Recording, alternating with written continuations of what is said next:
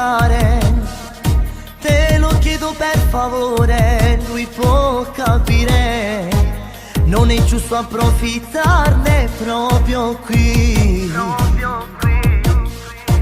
Non mi va poi di ballare, sarebbe pericoloso, dai non è il caso.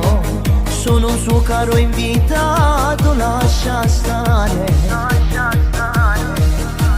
Metti le tue mani a posto, lui può sospettare.